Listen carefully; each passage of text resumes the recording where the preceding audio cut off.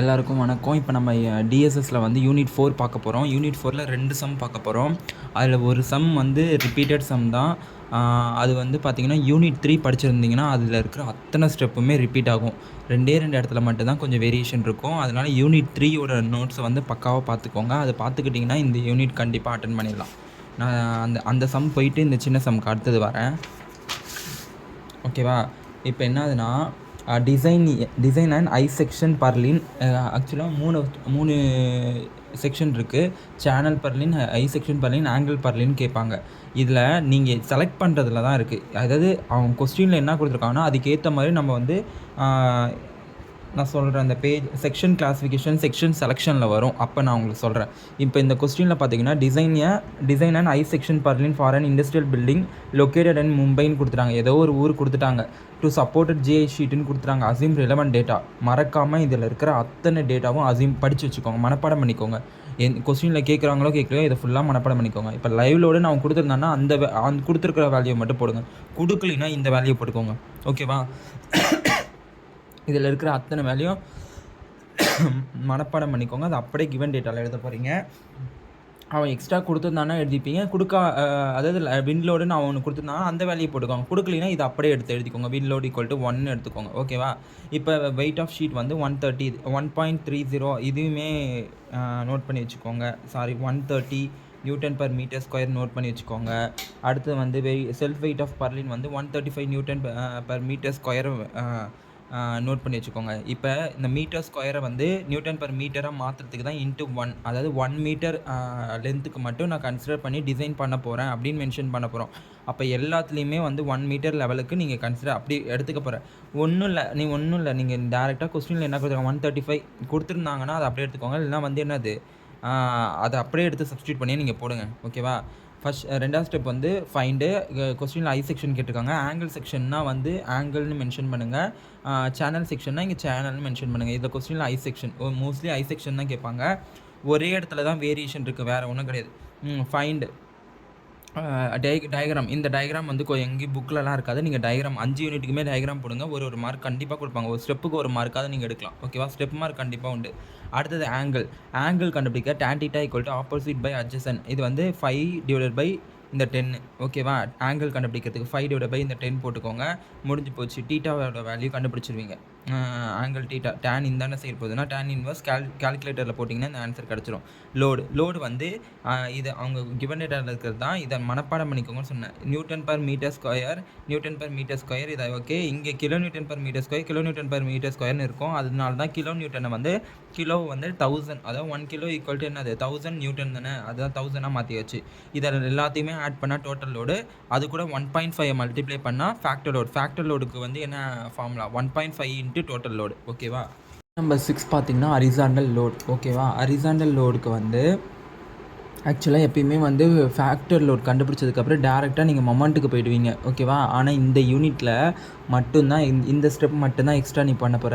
Horizontal load தனியாக கண்டுபிடிப்பேன், vertical load தனியாக கண்டுபிடிப்பேன். ஹரிசாண்டல் லோடுன்றது WX, வெர்டிக்கல் லோடு WY. இதுக்கு வந்து என்ன கண்டுபிடிச்சிருக்கிற ஃபேக்டர் லோடோட காஸ் டீட்டாவை மல்டிப்ளை பண்ணினா ஹரிசாண்டல் லோட். டீட்டா வந்து ஆல்ரெடி கண்டுபிடிச்சிருப்பேன். ஓகேவா?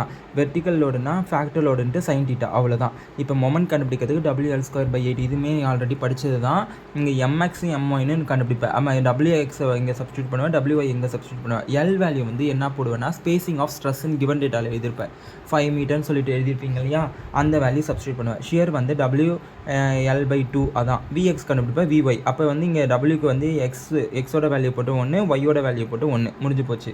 அடுத்தது என்ன பண்ணேன், இந்த ஸ்டெப் அப்படியே யூனிட் 3ல் வந்து படிச்சிருப்பேன். அதே ஸ்டெப் அப்படியே ரிப்பீட் ஆகும். வேறு ஒன்றுமே பண்ண போகிறதில்ல.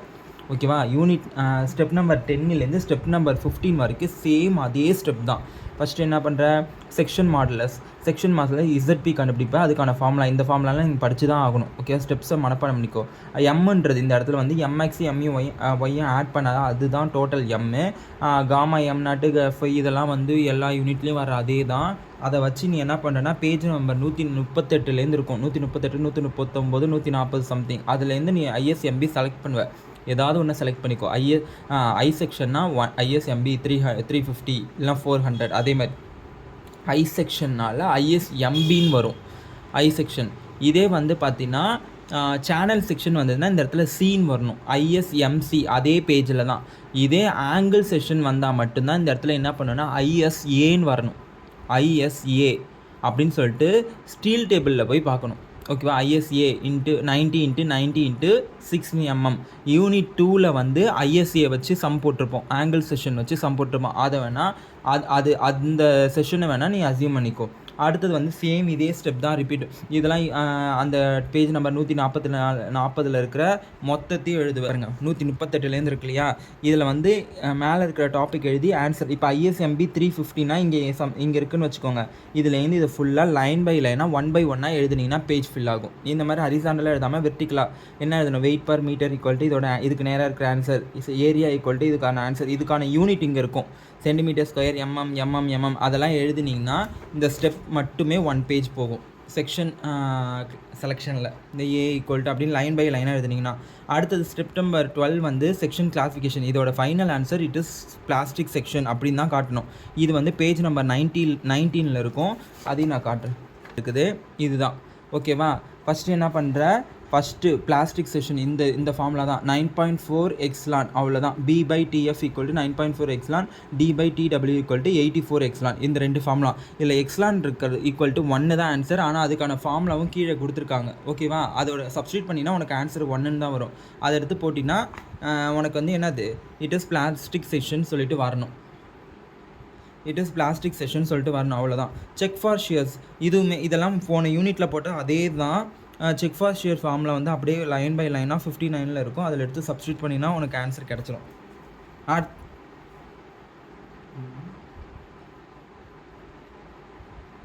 அடுத்தது வந்து செக் ஃபார் மொமெண்ட்டில் பார்த்தீங்கன்னா இந்த பேஜ் நம்பர் 53 இருக்கும். இதுலேயுமே βB ஈக்குவல் டு 1 அதுக்கு ஒரு ஃபார்முலாவே இருக்கும். அதை நீங்கள் போட வேணால் டேரெக்டாக βB ஈக்குவல் டு 1 போட்டு கண்டுபிடிச்சிங்கன்னா இந்த ஸ்டெப் முடிஞ்சிடும். டிஃப்ளெக்ஷன் ஃபார்முலா மட்டும் 5WL/4 384EIக்கு வச்சு கண்டுபிடிச்சிட்டிங்கன்னா 5WL/4 384EI இதில் கண்டுபிடிச்சிங்கன்னா உங்களுக்கு டிஃப்ளெக்ஷன் ஃபார்முலா கண்டுபிடிச்சிங்கன்னா இந்த ஸ்டெப் முடிஞ்சிருச்சு. இதோட இந்த யூனிட் முடிஞ்சிருச்சு. ஓகேவா, ரொம்ப சிம்பிளான யூனிட். யூனிட் 3யோட கண்டினியூஸ் தான். யூனிட் 3 படிச்சிட்டிங்கன்னா யூனிட் 4 வந்து அட்டென்ட் பண்ணிடலாம். இன்னும் ஒரே ஒரு சின்ன சம் இருக்குது, அதையுமே நான் சொல்லிடுறேன். ஓகே, இந்த யூனிட் 4ல் வந்து செகண்ட் டாபிக் வந்து பார்த்திங்கன்னா சின்ன சம் தான், ஒரே பேஜ்லேயே முடிஞ்சிடும். இதுவுமே ரிப்பீட்டடாக வர்றது தான். ஒரு ரூஃப் ஸ்ட்ரெஸ்ன்னு கொடுத்துட்டு ஒரு ஏரியாவில் இருக்குதுன்னு சொல்லிடுவாங்க. அடுத்தது அதோட சைஸ் கொடுத்துருவாங்க. அடுத்தது வந்து அதோட ஹைட்டு, பில்டிங்கோட ஹைட்டுன்னு சொல்லிட்டு அது யூஸ்னால் இதுதான். ஓகே, இந்த ஹைட் வந்து கொடுத்துருவாங்க. டிட்டர்மைன் இந்த விண்ட் ப்ரெஷர் கண்டுபிடிச்சிட்டுனா இந்த சம்மை ஞாபகம் வச்சுக்கோங்க. ஃபஸ்ட்டு என்னது கிவன் டேட்டா, அடுத்தது வந்து ஃபைண்டுன்றது விண்ட் ப்ரெஷர் தான் கேட்குறாங்க. டயக்ராம் வந்து இந்த டயக்ராம் போட்டுக்கோங்க. டயக்ராம் எல்லா யூனிட்டுக்கு போடுங்க. விண்ட் ஸ்பீடு வந்து பேஜ் நம்பர் 9ல் ஃபிகர் 1ல் இருக்கும். ஓகேவா, நல்லா பார்த்துக்கோங்க. இது வந்து IS 875 Part 3ன்ற கோட் புக்கில் இருக்கும். இந்த ஒரு சம் சின்ன சம்க்காக அந்த கோட் புக் யூஸ் பண்ணுவீங்க, வேறு எதுக்குமே யூஸ் பண்ண மாட்டீங்க. ஓகேவா, அந்த அந்த இதில் போயிட்டு அந்த கோட் புக்கே கொடுக்கலினாலும் அந்த கோட் புக்கே இல்லைனாலும் இந்த சம்மை போடலாம். லக்னோ, சென்னை, மும்பை, விசாகப்பட்டினம் இந்த மாதிரி ஒரு 5 ஏரியா மட்டும்தான் மோஸ்ட்லி. அதுலேருந்து தான் கொஸ்டின் ரிப்பீட் ஆகும். அதுக்கான ஆன்சர் மோஸ்ட்லி பார்த்தீங்கன்னா 47லேருந்து 50 தான் இருக்கும் விபின்ற வேல்யூ. இது வந்து 2 இடத்துல அந்த கோட் புக்கில் இருக்கும். ஒன்று பேஜ் நம்பர் 9ல் இருக்கும், இன்னொன்று வந்து பேஜ் நம்பர் லாஸ்ட்டில் வரும். பேஜ் நம்பர் சம்திங் தெரியல என்கிட்ட, இப்போ கோட் புக் இல்லை, லாஸ்ட்டில் வரும். ஒரு டேபிள் போட்டு அந்த ஊர் பேரை போட்டு ஈக்குவல் டு அதுக்கான ஆன்சர்னு 47, சென்னை 50 அப்படின்ற மாதிரி வேல்யூஸ் வந்து போட்டு அவங்க வந்து வச்சுருப்பாங்க. ஓகேவா, அடுத்து வந்து இதில் வந்து ஃபைனல் ஃபார்முலா பார்த்தீங்கன்னா உங்களுக்கு புரிஞ்சுருங்க. டிசைன் எ விண்ட் ப்ரெஷர் அதோட ஃபார்முலா பார்த்தீங்கன்னா 0.6 × VZ². இது பேஜ் நம்பர் 12 அதே இப்போ IS 875 Part 3ல் இருக்குது. நீங்கள் ஃபார்முலாவும் மனப்பாடம் பண்ணிக்கோங்க, ஒன்றும் முடிஞ்சு போச்சு. நீங்கள் அது கோட் புக் யூஸ் பண்ணணும்னு அவசியம் இல்லை. 0.6 × VZ². ஓகேவா, இந்த VZக்கு ஒரு ஃபார்முலா இங்கே கொடுத்துருக்காங்க, அதுவும் பேஜ் நம்பர் 8ல் இருக்குது அதே கோட் புக்கில். VB × K1 K2 K3. இப்போ VBன்றது தான் இந்த விண்ட் ஸ்பீடு, நம்ம இங்கே 47 சொல்லியிருக்கோம் இல்லையா அது. அடுத்தது என்னென்னா K1 K2 K3 3 கண்டுபிடிப்பேன். அதுக்கு வந்து என்னது அப்படியே IS 875ல் வந்து பேஜ் நம்பர் 11, 12, 13 அந்த மாதிரி லைனாக அந்த பேஜில் வரும். எல்லாத்துக்கும் ஆன்சர் வந்து 1 1 1 தான் சம்திங் வரும். ஏதாவது ஒன்றுத்துக்கு 0.9 சம்திங் வரும். நீங்கள் மோஸ்ட்லி இந்த கொஸ்டின் வந்தாலே அட்டன் பண்ண முடியல அந்த கொஸ்டின்னா இந்த கொஸ்டினை அட்டன் பண்ணிடுங்க. K1 = 1, K2 = 1, K3 = 1. பட் இது எல்லாத்தையும் இதில் சப்ஸ்டியூட் பண்ணினா உனக்கு ஃபைனல் ஆன்சர் கிடச்சிடும். ரொம்ப சின்ன சம்மு, ஓகேவா? இதுவும் கேட்கறதுக்கு வாய்ப்பு உண்டு. அவ்வளோதான்.